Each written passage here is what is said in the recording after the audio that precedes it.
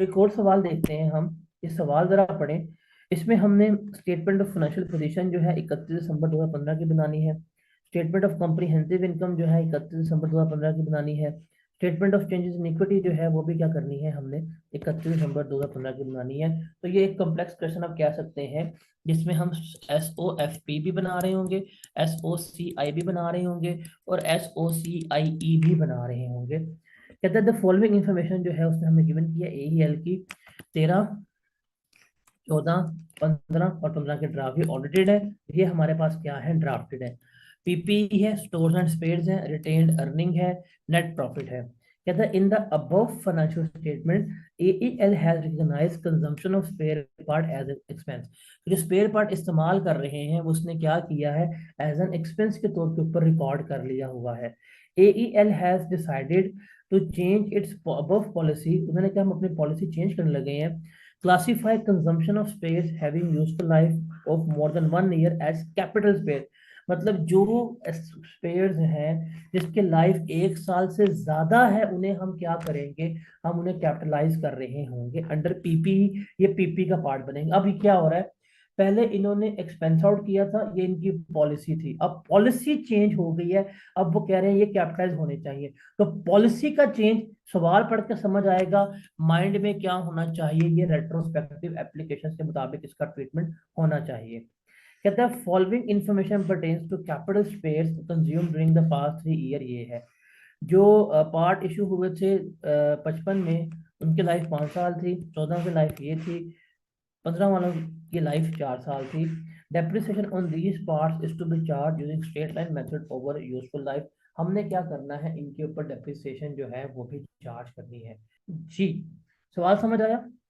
अब देखिए इसके लिए आपने SOFP में बताना क्या जाएगा, कॉम्प्रिहेंसिव इनकम में, और statement of changes in equity में साथ देना। अब देखें, जब आपने इनको एक्सपेंस आउट किया था, एक्सपेंस आउट करने की वजह से आपका ग्रॉस प्रॉफिट कम हुआ था, आपका नेट प्रॉफिट भी क्या था, कम हुआ था। अब उसने कहा है ये एक्सपेंस आउट नहीं होने चाहिए, तो हम क्या करेंगे, हम इनको ऐड बैक करेंगे। ऐड बैक करने से मेरा प्रॉफिट जो है वो क्या होगा, इंक्रीज होगा। पहली बात, मेरा क्या होगा, प्रॉफिट इंक्रीज होगा। देखें पॉलिसी क्या थी, जब हमने पार्ट इशू किए हमने इस 55 मिलियन को ही एक्सपेंस आउट कर दिया। जब हमने एक्सपेंस आउट किया मेरा 55 मिलियन से प्रॉफिट कम हो गया। अब जब मैं इसको रिवर्स करूंगा, मैं 55 मिलियन को ऐड बैक करूंगा, ऐड बैक करने से क्या मेरा प्रॉफिट बढ़ नहीं जाएगा, खुद बताएं जरा। बढ़ जाएगा, पहली एडजस्ट हम खुद सोचें, प्रॉफिट बढ़ जाएगा। अब प्रॉफिट बढ़ने की वजह से, प्रॉफिट बढ़ने की वजह से क्या मेरी प्रॉफिट एंड लॉस अकाउंट में इम्पैक्ट जाएगा, द आंसर इज यस। मेरा profit and loss account increase होगा। मेरी रिटेन अर्निंग में इम्पैक्ट जाएगा, यस मेरी रिटेन अर्निंग भी क्या होगी, इंक्रीज होगी। ये दो चीजें पक्की हैं। दूसरा उसने कहा था कि अब आपने क्या करना है, इसको कैपिटलाइज करना है और डेप्रिशिएट करना है। अब जब हम इसको कैपिटलाइज करेंगे उसकी वजह से मेरी एक तो property plant and equipment increase होगा, दूसरा डेप्रिसिएशन से मेरी क्या होगी, डेप्रिसिएशन इंक्रीज होगी, तो प्रॉफिट कम होगा, प्रॉफिट कम होगा तो प्रॉफिट एंड लॉस अकाउंट में भी इसका इम्पैक्ट जाएगा, और इसका इम्पैक्ट कहाँ जाएगा, रिटेन अर्निंग में भी जा रहा होगा। तो ये चीज पढ़ के समझनी है आपने सवाल में, बिकॉज सवाल कोई भी हो सकता है, बट सवाल बेसिकली हमारे लेवल के ऊपर इन्हीं चीजों से रिलेट कर रहा होगा, जो डेप्रिसिएशन रिलेटेड आइटम से ही कर रहा होगा या इन्वेंट्री से रिलेट कर रहा होगा। तो हमने पढ़ के समझना कि वो हमें बात क्या कह रहा है और वो हमसे करवाना क्या चाह रहा है, हमने वो देखना है। तो चीज समझ आई। अब हम चलेंगे, हम जाएंगे और बनाएंगे अपनी वर्किंग। अब वर्किंग जो हम बनाएंगे 13, 14 और 15। अब देखें उसने यहाँ पे जो एक्सपेंसेस किए थे, 13 में उसने एक्सपेंस किया 55 मिलियन का, तो हमने 13 में क्या कर लिया, एड बैक कर लिया। फिर उसने कहा था हमने क्या करना है, इनको डेप्रिशिएट करना है इसके लाइफ के ऊपर, तो हमें उसने लाइफ गिवन की हुई थी। हम क्या करेंगे, हम लाइफ के ऊपर उसकी डेप्रिसिएशन जो है वो चार्ज करेंगे। अब 55 को डिवाइड किया 5 पे, तो क्या आ गया डेप्रिसिएशन हमारे पास 11। तो ये वाले स्पेयर्स की डेप्रिसिएशन 11 मिलियन यहाँ भी लेस होगी, यहाँ भी लेस होगी, यहाँ भी लेस होगी, और अगले 2 साल भी लेस हो रही होगी। फिर हमने कुछ स्पेयर इस्तेमाल किए थे यहाँ पे 39 के, इसकी लाइफ कितनी थी हमारे पास, 3 साल से। तो इसकी डेप्रिसिएशन जो हमने लेस, ये तो ऐड बैक हो जाएगा, 39 को 3 पर डिवाइड किया तो 13 की डेप्रिसिएशन यहाँ भी लेस होगी और 13 की डेप्रिसिएशन हमारे पास यहाँ भी लेस होगी। फिर इस ये भी थे रिवर्स आउट किए थे, एक्सपेंस आउट किए थे, कैपिटलाइज करने 44, तो 44 हमने ऐड बैक किया और इसकी डेप्रिसिएशन भी हमने लेस करवा दी, तो ये सारा इम्पैक्ट है। अब इसको काउंट करेंगे तो पहले हम ले लेंगे पीरियड इम्पैक्ट। 55 ये ऐड हुआ था, यहाँ के डेप्रिसिएशन गई थी, तो 44 क्या था, पीरियड इम्पैक्ट था। पीरियड इम्पैक्ट जो होगा वो उसी साल के प्रॉफिट एंड लॉस अकाउंट में चला जाएगा, और यही हमारा क्या था, क्यूमुलेटिव इम्पैक्ट था। अगले साल में हमने ये ऐड बैक किया था, ये डेप्रिसिएशन लेस की और इसकी भी डेप्रिसिएशन लेस की, तो मेरा पीरियड इम्पैक्ट कितना बनता था, 15। ये जाएगा मेरा इस साल के प्रॉफिट एंड लॉस अकाउंट में, और 15 जमा 44 ये मेरा बनता है क्यूमुलेटिव इम्पैक्ट। ये क्यूमुलेटिव इम्पैक्ट जाएगा रिटेन अर्निंग में, और प्लस मेरा एसओएफपी में, इससे रिटेन अर्निंग भी इंक्रीज होगी, इससे एसओएफपी भी इंक्रीज हो रही होगी। उससे अगले साल मेरा पीरियड इम्पैक्ट कितना आया, 9 का। कम्युलेटिव इम्पैक्ट कितना हुआ, 68 का। इससे मेरा क्या होगा, इस कम्युलेटिव इम्पैक्ट से मेरे एक तो रिटेन अर्निंग बढ़ रही होगी, एक मेरा प्रॉपर्टी प्लांट एंड इक्विपमेंट में इजाफा हो रहा होगा। तो कम्युलेटिव इम्पैक्ट और पीरियड इम्पैक्ट निकालने आ गया आप लोगों को, इसमें तो कोई प्रॉब्लम नहीं हुई, ये समझ आ गए। अगर आप ये कम्युलेटिव इम्पैक्ट और पीरियड इम्पैक्ट जो है वो कैलकुलेट कर लेते हैं, अब कहानी जो है वो हमारे लिए आसान है। क्या, देखिए उसने सवाल में क्या कहा था, सवाल में कहा था कि आपने 2015 का बनाना है स्टेटमेंट ऑफ कॉम्प्रिहेंसिव इनकम, और कंपैरेटिव भी बनाने हैं। अब कंपैरेटिव बनाने हैं, 14 पे गए, 15 पे गए, उसने हमें प्रॉफिट गिवन किया था, उसने हमें प्रॉफिट गिवन किया है 14 का 123, इसका कितना है 129। हमने क्या किया, यहाँ पे प्रॉफिट लिख लिया, इधर गया है, ये आ गया प्रॉफिट जिसका 123, इसका आ गया 129। अब हमें पता है कि इसका पीरियड इम्पैक्ट कितना है, 15 का, इसका कितना है 9 का, तो इसमें हम 9 ऐड कर देंगे, इसमें हम 15 ऐड कर देंगे, तो मेरे पास आ जाएगा रीस्टेटेड प्रॉफिट। लास्ट ईयर का जो होगा कंपैरेटिव वो होगा रीस्टेटेड, इस साल का आ जाएगा मेरे पास प्रॉफिट। तो ये तो मेरे पास आ गया प्रॉफिट की रिवीजन। रिमेंबर इसमें क्या आएगा, इसमें सिर्फ मेरा हमेशा पीरियड इम्पैक्ट जो है वो आ रहा होगा। डन। अब हम चलेंगे हमारे पास किसके ऊपर, प्रॉपर्टी प्लांट एंड इक्विपमेंट के ऊपर। तो ये मेरे पास दो हैं, ये पीपी था 2105 का, 2402 का, 2430 का, ये 70 80 73 का है, और मेरे पास रिटेन अर्निंग उसने गिवन की है। अब हमने इसमें लिखना है, तो मेरे पास आ जाएगा प्रॉपर्टी प्लांट एंड इक्विपमेंट 2149 2461 2498। उसने कहा था क्या, कि हमने क्या करना है इसमें, अब एडजस्टमेंट्स करनी है। अब एडजस्टमेंट इसमें किसकी होगी, हमेशा कम्युलेटिव इम्पैक्ट की हम जो चीजें हैं वो ऐड कर रहे होंगे। तो 2105 था, इसमें ऐड किया तो मेरे पास रिवाइज आ गया। फिर मेरे पास 2402 था, इसमें 59 ऐड करूंगा तो मेरे पास रिवाइज वैल्यू आ गई। फिर मेरे पास कितना था, 68 था, और वो मैंने बीच में ऐड किया तो मेरे पास रिवाइज पीपीई की वैल्यू जो है वो आ गई, जो हमने इसके मुताबिक निकालना था। ये स्टोर्स एंड स्पेयर उसने ठीक ट्रीट किए हुए हैं, उसने इसमें से निकाल के वैल्यू गिवन की है, इसमें से निकल जाएंगे। हमने यहाँ पे कैपिटलाइज करने थे वो हमने कर लिए। अगर मेरा प्रॉपर्टी प्लांट इक्विपमेंट इंक्रीज हो रहा है, इसी वैल्यू से मैं क्या करूंगा, अपनी रिटेन अर्निंग भी जो है वो इंक्रीज कर रहा होगा। तो इस तरह से जो मेरे पास कम्युलेटिव इम्पैक्ट होगा वो किस में जा रहा होगा, वो मेरा स्टेटमेंट ऑफ फाइनेंशियल पोजीशन जो है उसमें जा रहा होगा, उसको इम्पैक्ट कर रहा होगा। ये क्लियर है। और एंड पे हम बनाएंगे अपनी क्या, रिटेन अर्निंग। अब रिटेन अर्निंग में जाएंगे तो हम लेंगे सबसे पहले वाला, कि रिटेन अर्निंग जो है मेरी 2013 के एंड के ऊपर कितनी थी, 101। हम यहाँ पे ले लेंगे कि जी ये मेरे पास आ गई रिटेन अर्निंग कितनी थी, 101, यहाँ पे लिख ली। अब इसके बाद 2014 का हमारे पास जो रेट्रोस्पेक्टिव एडजस्टमेंट्स आई हैं वो हमने लेके चलनी है। 44 आई थी, तो हम 44 की रेट्रोस्पेक्टिव एडजस्टमेंट इसमें ऐड कर देंगे, तो मेरे पास 14 की रीस्टेटेड ईपीएस जो है वो आ जाएगी। फिर मैंने 14 का यहाँ पे प्रॉफिट निकाला, कितना आया था 138, मैं ये 138 बीच में ऐड करूंगा, तो ये मेरे पास आ जाएगी क्लोजिंग। फिर 2015 का मेरे पास प्रॉफिट कितना है रीस्टेटेड, ये भी आ गया, मैं ये भी ऐड करूंगा तो मेरे पास क्या आ जाएगी, क्लोजिंग आ जाएगी। रिमेंबर जब IAS 8 के मुताबिक हम काम कर रहे हैं, मैं सिर्फ आपको एक बात बता दूं कि जो मेरा पास ओपनिंग बैलेंस होगा, ओपनिंग बैलेंस को मैं क्या करूंगा, हमेशा रीस्टेट करूंगा। मतलब जो भी बैलेंस है उसमें जो भी इम्पैक्ट है वो रीस्टेट करूंगा। उसके बाद जो मेरे पास करंट ईयर का प्रॉफिट होगा जिसको मैंने एडजस्ट किया है वो मैं ऐड करूंगा, तो मेरे पास आ जाएगा न्यू बैलेंस के, मेरा न्यू बैलेंस ये बनता है। उसके बाद भी जो एडजस्टेड प्रॉफिट है वो बीच में ऐड करूंगा तो मेरे पास न्यू बैलेंस आएगा।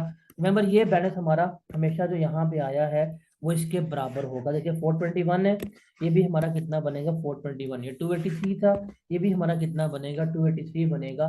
तो बस आपने पीरियड इम्पैक्ट को और कम्युलेटिव इम्पैक्ट को क्या करना है, देख के ट्रीट करना है, देख के क्या करना है, चीज़ों को आपने ऐड करना है कि ये कैसे होगी और किस तरह से हो रही होगी। इसको जरा पढ़ें, टेबल बनवाऊंगा और टेबल की मदद से ही हम थोड़ा सॉल्व करेंगे। कहता है produce and extract showing the movement in the retained earning. Retained earning की मूवमेंट है ना, रिटेन्ड अर्निंग में हमने सिर्फ क्या करना है, हमने ओपनिंग बैलेंस को सबसे पहले क्या करना होता है, रीस्टेट करना है। उसके बाद जो एडजस्टमेंट्स है वो हमने क्या करनी है, लेके चलनी है। ठीक है, कहता है मोहानी मैन्युफैक्चरिंग लिमिटेड जो है वो क्या कर रही है, वो प्रोडक्शन में इंगेज है, डन। और उसने अपनी ऑडिटेड फाइनेंशियल स्टेटमेंट जो है वो भी डिस्क्लोज करनी है। और प्रॉफिट रिटेन्ड अर्निंग जो है वो 21 मिलियन है उसका, और 89 मिलियन जो है वो रिस्पेक्टिवली है। The draft financial statement for the year show a profit of rupees 15 million. तो इस साल की फाइनेंशियल स्टेटमेंट है उसका कितना प्रॉफिट है, 15 मिलियन है। However following adjustment are required to be made. ये जो है ये हमें क्या करना है, हमें इसकी एडजस्टमेंट करनी है। Okay, the management of the company has decided to change the method for valuation of raw material from FIFO to average। हमने क्या करना है, मैनेजमेंट ने कहा है हम कहाँ जा रहे हैं, हम FIFO से वेटेड एवरेज की तरफ जा रहे हैं। The value of inventory under each method is as follow. ये उसकी है, पहले FIFO में थी, अब हम जा रहे हैं वेटेड एवरेज में। 13 की इन्वेंट्री, 14 की क्लोजिंग इन्वेंट्री, 15 की इन्वेंट्री, डन। फिर कहता है in 2014 company purchase a plant for ₹100 million, depreciation plant was recorded as 25 million instead of ₹10 million. The error was discovered after the publication of financial statement for the year ended 31 December 2014। The error is considered to be material. ये इसने हमें क्या किया है, error बताया है। ये हमारा क्वेश्चन है, जरा इसको रीड करके डन लिखें, इसको फिर सॉल्व करते हैं जल्दी से, शाबाश। आप लोगों को स्टॉक का और प्रॉफिट का रिलेशन पता है, स्टॉक का और प्रॉफिट का रिलेशन पता है क्या? ओपनिंग स्टॉक अगर इंक्रीज तो प्रॉफिट क्या होता है, डिक्रीज होता है। ओपनिंग स्टॉक अगर डिक्रीज हो तो प्रॉफिट क्या होता है हमारा, इंक्रीज होता है। यही है, that is relation of profit और स्टॉक का। क्लोजिंग स्टॉक का क्या रिलेशन है, अगर क्लोजिंग स्टॉक इंक्रीज हो तो प्रॉफिट क्या होता है, इंक्रीज होता है। और अगर क्लोजिंग स्टॉक जो है वो हमारा डिक्रीज हो तो हमारा प्रॉफिट क्या होता है, डिक्रीज हो रहा होता है। ये हमारा रिलेशन बनता है। अगर आप इसका कॉस्ट ऑफ गुड्स के साथ रखें तो opening stock increases, cost of sales increases, profit decreases. Opening stock decreases, cost of sales decreases, profit हमारा इंक्रीज होता है। फिर closing stock increase, cost of sale decrease, profit जो है वो हमारा क्या होता है, इंक्रीज। फिर हमारे पास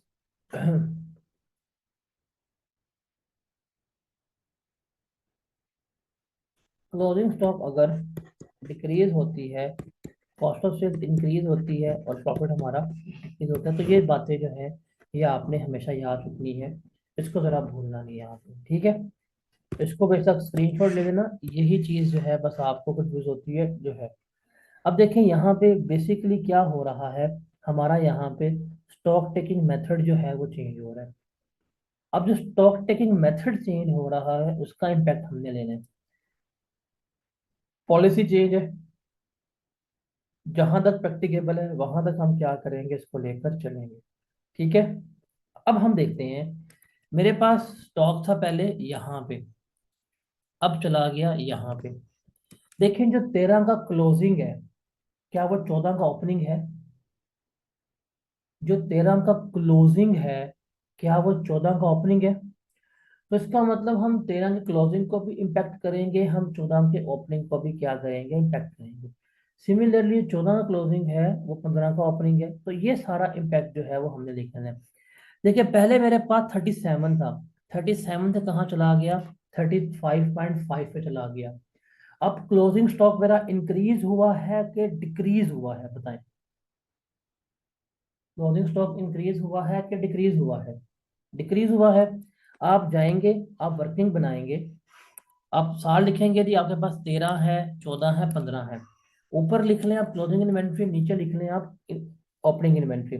अब 2013 की बात करूं, 2013 की इन्वेंट्री थी क्लोजिंग 37.0 पे, हम ले गए 35.5 के ऊपर, डिक्रीज हुआ कितने से, 1.5 से।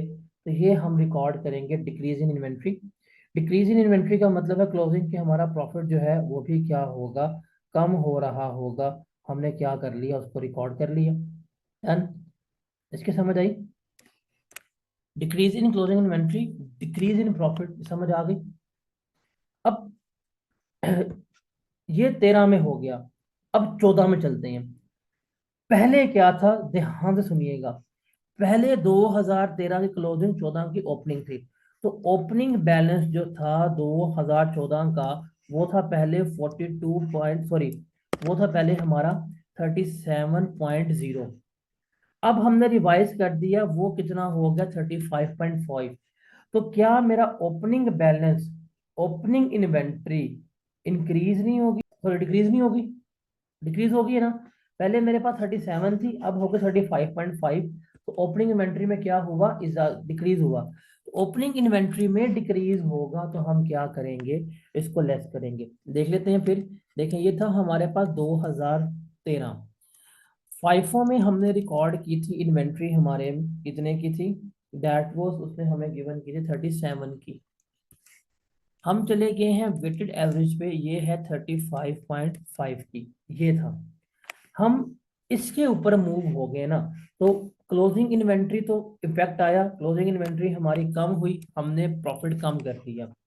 पहले 2014 की बात करूं तो 2014 का ओपनिंग बैलेंस क्या था, 37 था। अब मेरे पास क्योंकि मैंने वैल्यूएशन चेंज की है, तो अब मेरा ओपनिंग बैलेंस क्या हो गया, 35 हो गया। तो ओपनिंग भी तो कम हुआ, ओपनिंग इन्वेंट्री कम हो गई, तो प्रॉफिट में हम क्या करेंगे, ऐड कर देंगे, ये हमारे पास ऐड हो गया। अब 14 का पहले क्लोजिंग बैलेंस था 42.3, यहाँ पे हमारे पास आ गया जी 42.3। फिर हम यहाँ पे ले गए कितना, 44.5, 44.5 पे। अब बताएं क्लोजिंग बैलेंस में इजाफा हो रहा है, कमी आ रही है? इजाफा हो रहा है 2.2 से। तो क्लोजिंग बैलेंस इंक्रीज हुआ तो हमने क्या कर दिया, ऐड कर दिया। अब 2015 का जो ओपनिंग था वो था 42.3, अब कितना हो गया 44.5, तो ओपनिंग बैलेंस भी इंक्रीज हुआ।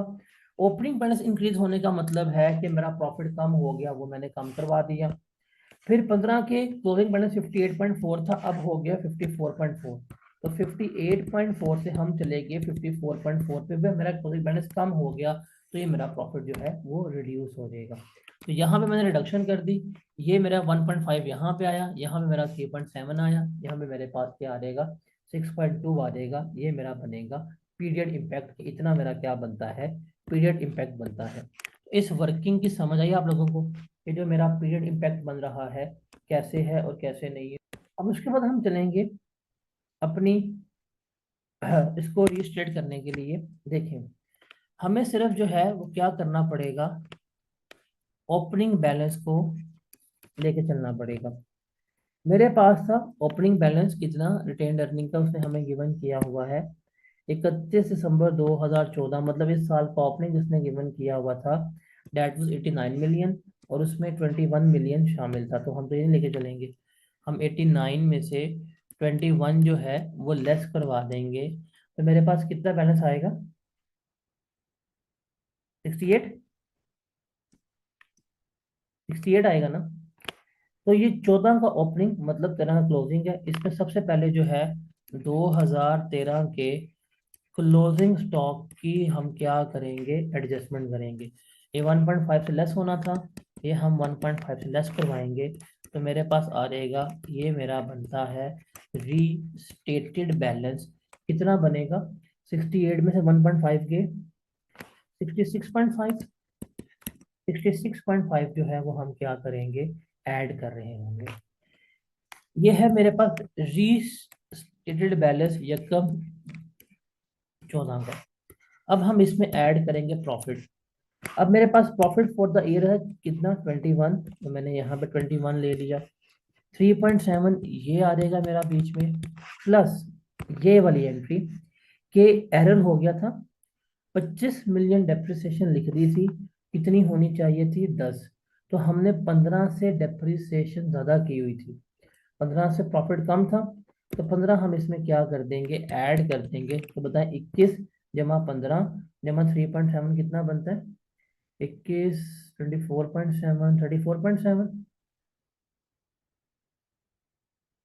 21 प्लस कितना बनेगा ये बताएं, 21 प्लस 3.7 प्लस 15, 39.7। 39.7 जो है वो हम ऐड करेंगे, तो मेरे पास आ जाएगा बैलेंस ऑन 31 दिसंबर 2014 कितना होगा, 66.10, 6.2। अब हम चलेंगे 15 के बैलेंस पे ऊपर। 15 का प्रॉफिट कितना है, 15 मिलियन का है, ओके।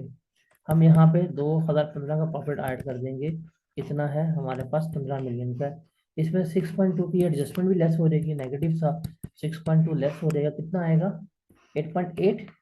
8.8 हम इसमें ऐड करेंगे, तो मेरे पास क्लोजिंग बैलेंस आ जाएगा 31 दिसंबर 2015 को, कितना होगा, 115। ये सवाल था हमारा। इस तरह से हमारी statement of changes in equity जो है वो बन रही होती है।